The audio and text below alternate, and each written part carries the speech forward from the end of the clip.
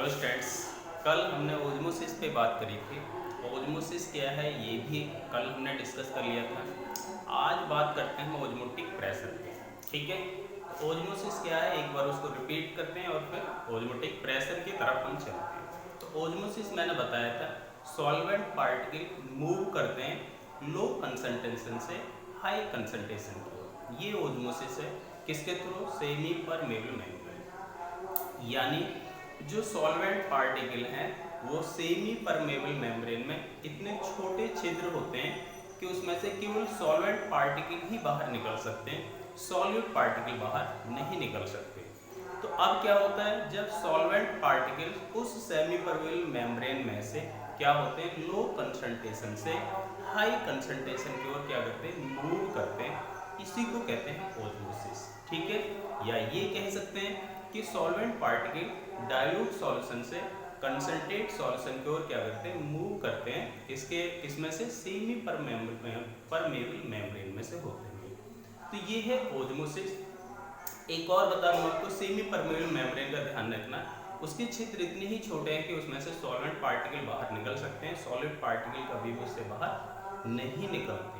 ठीक, तो आज बात करते हैं हम ओस्मोटिक प्रेशर। ठीक है, ओस्मोटिक प्रेशर क्या है, चलिए उस पर डिस्कस करते हैं। ओस्मोटिक प्रेशर,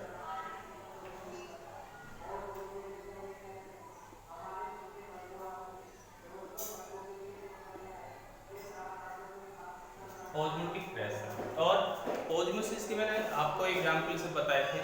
ओस्मोसिस हमारी डेली लाइफ से जुड़े हुए हैं, बहुत इंटरेस्टिंग टॉपिक है क्योंकि हम एक्सपेरिमेंट उसके डेली करते रहते हैं, बस उसको नोटिस नहीं कर पाते।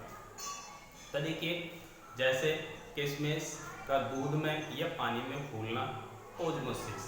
ठीक है, चने, जब चने सॉलिड होते हैं, हार्ड होते हैं, उनको खा नहीं सकते, लेकिन जब वाटर में उन्हें डाल देते हैं और उन्हें देखते हैं मॉर्निंग में, वो क्या हो जाते हैं, सॉफ्ट हो जाते हैं और फूल जाते हैं। तो वो क्या हो जाते हैं, खाने लायक हो जाते हैं, उनको खा सकते हैं। और जैसे छोले का ह्यूमन बॉडी सेल्स का पानी में फूलना, एग का पानी में फूलना, NaCl के घुल में क्या हो जाना, उसका साइज का छोटा हो जाना, सब एग्जाम्पल्स किसके, ओस्मोसिस के एग्जाम्पल्स हैं।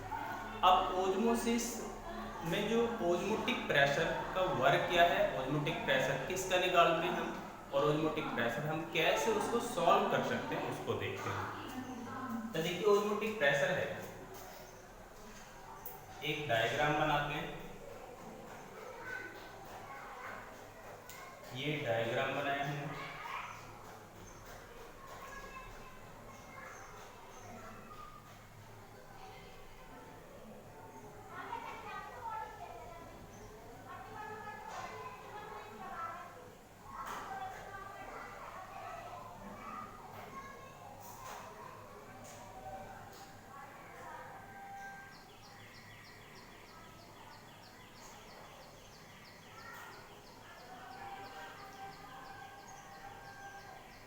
और ये कंटेनर लिया है, इसमें हमने क्या लगा दी, सेमी परमेबल मेम्ब्रेन लगा दी, सेमी परमेबल मेम्ब्रेन। इसको क्या बताया, तो शॉर्ट में क्या लिखते हैं, SPM लिखते हैं, सेमी परमेबल मेम्ब्रेन। इसमें क्या किया हमने,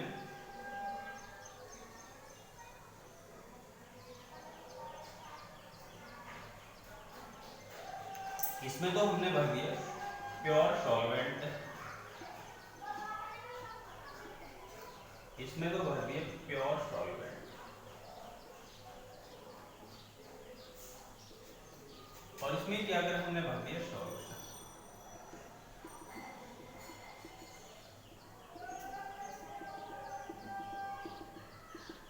इसमें भर दिया प्योर सॉल्यूशन, नहीं सॉल्यूशन के सॉल्यूशन, और इसमें यहाँ पे लगा दी हमने पिस्टन,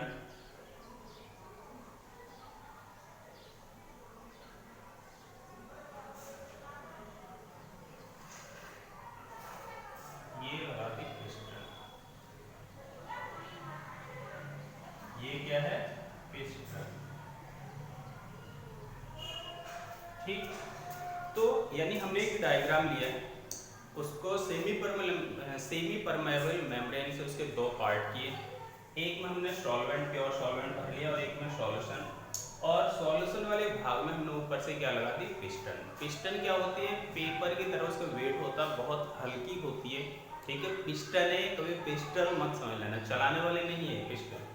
तो ये पिस्टन है। आप क्या करते हैं, देखो कंसंट्रेशन, यानी ये तो है low concentration, low concentration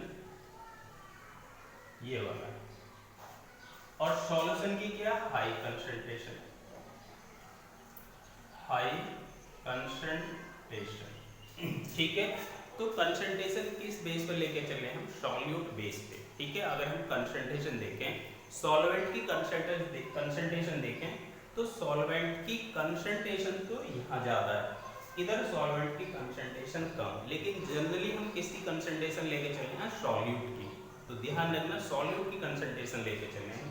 solute की देखिए, सॉल्यूट की कंसंट्रेशन यहाँ तो बहुत कम, यानी जीरो एक तरीके से। यहाँ कंसंट्रेशन क्या है, सॉल्यूट की ज़्यादा। तो सॉल्वेंट की कंसंट्रेशन इसकी, इस वाले भाग की कंसंट्रेशन बहुत कम और इधर कंसंट्रेशन ज़्यादा है। तो ओस्मोसिस में क्या होता है, जो सॉल्वेंट पार्टिकल्स हैं वो लो कंसंट्रेशन से हाई कंसंट्रेशन की ओर क्या करते हैं, मूव करते हैं। किसके थ्रू, सेमी परमेबल मेम्ब्रेन से होते हुए निकलते हैं। अब देखो ये पार्टिकल्स हैं, सॉल्वेंट पार्टिकल्स के इधर आने लगेंगे, ऐसे आने, क्योंकि इधर कंसंट्रेशन सॉल्यूशन की ज़्यादा और सॉल्वेंट की कंसंट्रेशन क्या है, कम। तो जब सॉल्वेंट पार्टिकल्स इधर से आने लगेंगे तो क्या है, ओस्मोसिस प्रोसेस शुरू हो गया। सेमी परमेबल मेम्ब्रेन, ध्यान रखना, अभी बताया तो सॉल्वेंट पार्टिकल बाहर निकलेंगे, सॉलिड पार्टिकल्स से बाहर नहीं निकलते, क्योंकि इसका साइज छोटा होता है सेमी परमेबल। अब हम क्या करते हैं, इस पिस्टन पर, ये जो पिस्टन हमने लगा रखे हैं यहाँ पर, ये पिस्टन, ये वाले पिस्टन, तो अब हम इस पिस्टन पर अगर बाहर से इतना प्रेशर लगा दें, ये वाला प्रेशर, इसे कहते हैं एक्सटर्नल प्रेशर, एक्सटर्नल प्रेशर। थोड़ा पिस्टन को आगे ले जाते हैं यहाँ, पिस्टन, और ये एक्सटर्नल प्रेशर। तो अगर हम पिस्टन पे, इस वाले पिस्टन पे ऊपर से, यानी इस वाले पिस्टन पे ऊपर से क्या करा हमने, बाहर से इतना प्रेशर लगा दिया कि ये वाले सॉल्वेंट मॉलिक्यूल इसमें आने से बंद हो जाए, सॉल्वेंट मॉलिक्यूल इसमें आने बंद हो जाए। तो यानी पिस्टन पे लगाया गया बाहर से इतना प्रेशर कि सॉल्वेंट मॉलिक्यूल इसमें आने बंद हो जाए, तो वो प्रेशर ही क्या कहलाएगा, ओस्मोटिक प्रेशर कहलाएगा। देखो एटीएम प्रेशर तो इस पे पहले से लगा हुआ है, यहाँ भी एटीएम प्रेशर है, ये तो जनरली इतना प्रेशर एटीएम तो इस पे है ही, और यहाँ भी प्रेशर एटीएम पहले से लगा हुआ है, प्रेशर एटीएम। हम यहाँ पे जो एक्सटर्नल प्रेशर लगाएंगे ये ओस्मोटिक प्रेशर है, एक्सटर्नल प्रेशर। तो ध्यान रखना, एटीएम प्रेशर को उसको ओस्मोटिक प्रेशर में काउंट नहीं करते हैं, वो तो दोनों तरफ लगा हुआ, सॉल्वेंट वाले भाग पे भी लगा हुआ, सॉल्यूशन पे। प्रेशर एटीएम से अलग जो हमने अलग प्रेशर लगाया एक्सटर्नल प्रेशर, वो ओस्मोटिक प्रेशर होगा, और ओस्मोटिक प्रेशर को किससे डिनोट करते हैं, पी से। ठीक है, या पाई से भी डिनोट कर देते हैं। अब देखिए इस पिस्टन पे मैंने इतना प्रेशर लगाया कि सॉल्वेंट मॉलिक्यूल आने बंद हो गए, लेकिन मैं अगर इस पे प्रेशर और बढ़ा दूं, अगर मैं इस पे और ज्यादा प्रेशर बढ़ा दूंगा तो फिर क्या होंगे, यानी मैंने पहले इतने प्रेशर लगाया था, सॉल्वेंट मॉलिक्यूल इधर आने बंद हो गए, मैंने और प्रेशर बढ़ा दिए, तो अब क्या होगा, इसके सॉल्वेंट मॉलिक्यूल इधर आने शुरू हो जाएंगे, सॉल्वेंट मॉलिक्यूल ये वाले उधर जाने लगेंगे, इसे कहते हैं रिवर्स ओस्मोसिस। ठीक है, अभी ओस्मोसिस कैसा हो रहा था, इधर से इधर चल रहा था, मैंने प्रेशर लगाया एक्सटर्नल प्रेशर, सॉल्वेंट मॉलिक्यूल आने, ये वाले मॉलिक्यूल इधर जाने बंद हो गए, मैंने और प्रेशर बढ़ा दिया पिस्टन पे, तो फिर ये इसके मॉलिक्यूल सॉल्वेंट मॉलिक्यूल से फिर उधर जाने लगे वापस, तो क्या हो गया, इसे कहते हैं रिवर्स ओस्मोसिस। ठीक है, ये ओस्मोटिक प्रेशर है, कुछ नहीं है इसमें, बहुत सिंपल है। तो आई थिंक आपको ये समझ में आ गया होगा ओस्मोटिक प्रेशर है क्या। तो अब नेक्स्ट चलते देखो ओस्मोटिक प्रेशर को हम सॉल्व कैसे करते हैं, इसको देखो।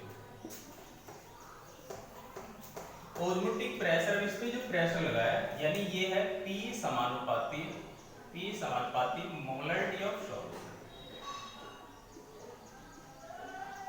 P समानुपाती मोलरिटी ऑफ सॉल्यूशन, हम ये कह सकते हैं। ठीक है, P समानुपाती क्या है? Molarity of solution. क्यों? क्योंकि प्रेशर हमने किधर लगाया? सॉल्यूशन वाले भाग में लगाया। अब सॉल्यूशन पे कितना प्रेशर लगेगा? उतना ही तो प्रेशर लगेगा जो उसकी मोलरिटी में चेंज आएगा। तो सॉल्यूशन हमेशा ध्यान रखना, ऑस्मोटिक प्रेशर किससे निकलेगा? Of solution. और सॉल्यूशन की मोलरिटी, सॉल्वेंट मॉलिक्यूल जो दहाया तो उसकी मोलरिटी जो हुई उस पे क्या है? उसको समानुपाती ऑस्मोटिक प्रेशर हो जाएगा। यानी ऑस्मोटिक प्रेशर समानुपाती मोलरिटी ऑफ सॉल्यूशन है। और ये ऑस्मोटिक प्रेशर समानुपाती किसके होता है? टेम्परेचर के भी होता है।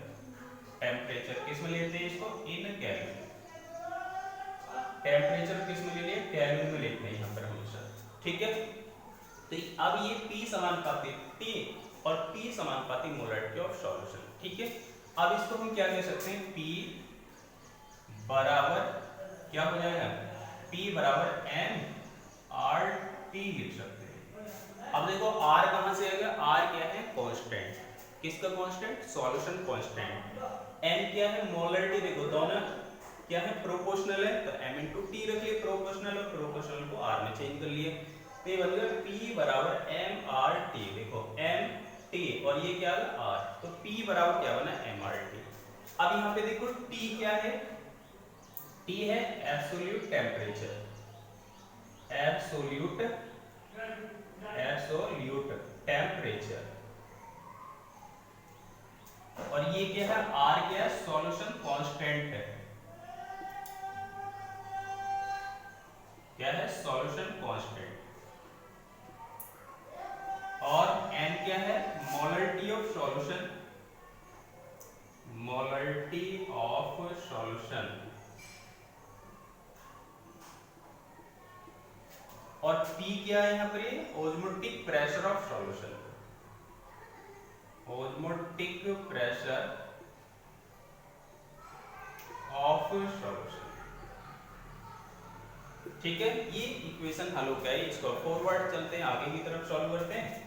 तो देखिए P बराबर आ गया mRT, मोलरिटी इनटू RT। अब we know that देखो मोलरिटी किसकी इक्वल होती है? मोलरिटी होती है कैपिटल M बराबर N अपॉन V। V क्या होता है? मोल पर लीटर, मोल पर लीटर। ये हमने पहले लेक्चर पढ़ लिया था कि मोलरिटी क्या होती है? मोल पर लीटर। मोल क्या होते हैं? स्मॉल m, और वॉल्यूम क्या हमारे? V in litre. तो मोलरिटी बराबर है n अपॉन V, और मोलरिटी के स्थान पे हम क्या रख सकते हैं? n अपॉन V रख सकते हैं। तो क्या आ जाएगा यहाँ पर? P बराबर n upon V into RT। V को इधर ले आएंगे तो ये बन जाएगा PV बराबर nRT। तो ये इक्वेशन आगे ऑस्मोटिक प्रेशर को सॉल्व करनी है। ठीक है, PV बराबर nRT। अब देखो हमने गैस के लॉ में पढ़ा था R की जो वैल्यू थी वही R की वैल्यू यहाँ पर है। यानी गैस कांस्टेंट जो K था वहां पर या R था, यहाँ भी R कांस्टेंट की वैल्यू 1 है। तो गैस इक्वेशन और ऑस्मोटिक प्रेशर वाली इक्वेशन दोनों लगभग सेम ही हैं। ये भी देखो यहाँ भी क्या है? वेपर प्रेशर के लिए तो ये P क्या है? Osmotic pressure of solution in ATM। किसमें लेना है इसको? ATM में। ये तो ATM आएगा, ये क्या है? लीटर में लिया जाएगा। और T किस में लिया जाएगा? केल्विन में लिया जाएगा, तो केल्विन। ठीक है, तो ये PV बराबर nRT। इस वाले इक्वेशन से हम जो सॉल्यूशन पे ऑस्मोटिक प्रेशर लगा हुआ है हम यहाँ से उसको सॉल्व कर सकते हैं, कितना प्रेशर उसमें लगा है। तो ये P osmotic pressure of solution, V volume of solution, N number of moles of solute, और R क्या है? सॉल्यूशन कांस्टेंट, और T क्या है? टेम्परेचर। अब देखिए जो हमने लगाया था, हम एक और डायग्राम है उसके थ्रू हम उसको देख सकते हैं। देखिए इसमें मैनोमीटर से भी हम उसको वहां देख सकते थे कि हमने इस पे कितने टेम्परेचर लगाया है। तो देखिए वो क्या है, ये बना है,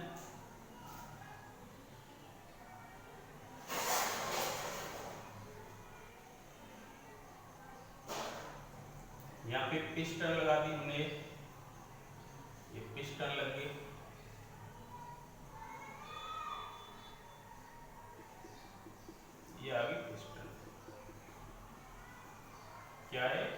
सॉल्यूशन, यहाँ सेमी परमेबल मेम्ब्रेन है, सेमी परमेबल मेम्ब्रेन SPM, यहाँ भर दिया प्योर सॉल्यूशन, प्योर नहीं ओनली सॉल्यूशन, ये सॉल्यूशन है और यहाँ भर दिया हमने सॉल्वेंट, क्या भर दिया इसमें सॉल्वेंट, ये आ गया इसमें प्योर सॉल्वेंट,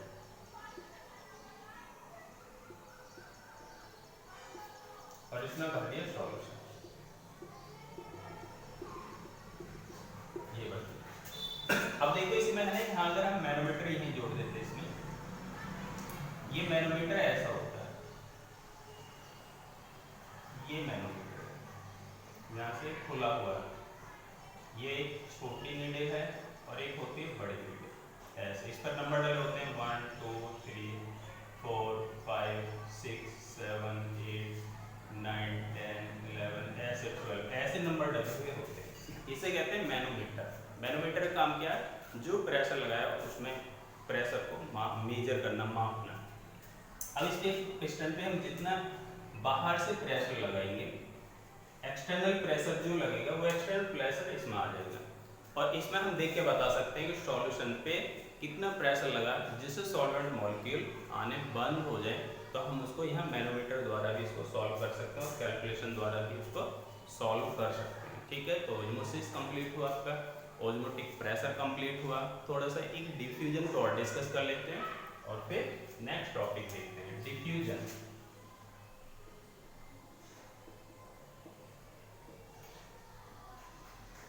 ये डिफ्यूजन, तो देखिए डिफ्यूजन है क्या, डिफ्यूजन ये है, एक कंटेनर लिया हमने, ये कंटेनर है, इसमें क्या हो रहा है, हमने वाटर भर दिया, इसमें वाटर भर दिया, ठीक है। वाटर भरने के बाद अब इसमें क्या किया हमने, कोई सॉल्यूट हमने इसमें कलर सॉल्यूट डाल दिया, जैसे मान लीजिए कोई कलर सब्सटेंस डाल दिया, यानी पोटेशियम परमैंगनेट डाल दो या कॉपर सल्फेट डाल दीजिए, ये कोई भी कलर्ड पदार्थ हम इसमें उसके क्रिस्टल इसमें हमने डाल दिए। मान लो मैंने इसमें यहाँ से कॉपर सल्फेट डाल दिया CuSO4 इसके मैंने क्रिस्टल डाल दिए इसमें, यहाँ पे क्रिस्टल नीचे आ गए, सॉलिड क्रिस्टल जो थे ये क्रिस्टल ऐसे आ गए, ये वाले। अब है ना, हमने क्या देखा, जो वाटर लिया था वो क्या था, ट्रांसपेरेंट, कोई कलर नहीं था, लेकिन जब मैंने उसमें कॉपर सल्फेट डाला वो नीले रंग का था, और कॉपर सल्फेट के क्रिस्टल कहाँ हो गए, बर्तन की तली में नीचे जाकर बैठ गए। लेकिन कुछ समय बाद क्या हो, देखो प्रोसेस क्या चला इसमें, ये जो कॉपर सल्फेट की जो पार्टिकल्स हैं धीरे धीरे किस में जाने लगेंगे, वाटर मॉलिक्यूल्स के अंदर, और वाटर मॉलिक्यूल्स किस में आने लगेंगे, कॉपर सल्फेट के मॉलिक्यूल्स में पार्टिकल्स में आने लगेंगे। तो ये प्रोसेस कुछ ऐसे होगा, ये इधर की तरफ आने लगेंगे और ये इधर की तरफ आने लगेंगे, यानी copper sulphate molecules water molecules में जाने लगा, वाटर मॉलिक्यूल कॉपर सल्फेट में आने लगा। तो एक टाइम क्या होगा, वन टाइम ऐसा होगा कि ये सारा सॉल्यूशन कैसे हो जाएगा, सारा मिश्रण हो जाएगा होमोजेनियस, यानी सेम कलर आ जाएगा सारे में। तो इट मीन्स ये हुआ कि इसमें जो सॉल्यूट है, सॉल्यूट पार्टिकल तो सॉल्वेंट की ओर मूव करते हैं और सॉल्वेंट पार्टिकल सॉल्यूट की ओर मूव करते हैं, यानी दोनों की पार्टिकल एक दूसरे की तरफ अपोजिट डायरेक्शन में मूव करते हैं, और इसमें कोई सेमी परमेबल मेम्ब्रेन की जरूरत नहीं होती है। तो जब सॉल्यूट सॉल्वेंट की ओर, सॉल्यूट पार्टिकल सॉल्वेंट पार्टिकल की ओर और सॉल्वेंट पार्टिकल सॉल्यूट पार्टिकल की ओर मूव करने लगे, उसी प्रोसेस को कहते हैं डिफ्यूजन, और इसमें कोई सेमी परमेबल मेम्ब्रेन की जरूरत नहीं होती है। अब देखो बात करते हैं ऑस्मोसिस और डिफ्यूजन में फिर अंतर क्या है, अंतर बहुत है। डिफ्यूजन में कोई सेमी परमेबल मेम्ब्रेन की जरूरत नहीं होती है, ऑस्मोसिस में सेमी परमेबल मेम्ब्रेन की जरूरत होती है, वो बिना उसके SPM के बिना नहीं होती है।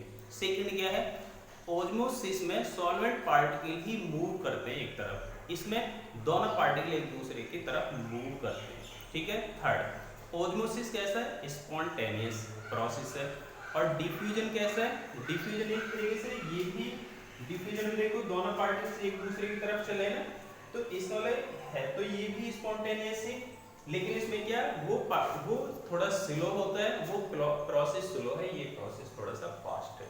तो ये दोनों में अंतर है। और आज के लेक्चर समाप्त करते हैं और नेक्स्ट मिलते हैं न्यू लेक्चर, नेक्स्ट लेक्चर मिलते हैं न्यू टॉपिक्स के साथ। Thanks all of you students. अपनी प्रॉब्लम शेयर करते रहें, कमेंट्स में अपने प्रॉब्लम्स को पूछते रहें और जो पढ़ाया जाए उसको ध्यान से पढ़ते रहिए। Thanks all of you, thank you very much.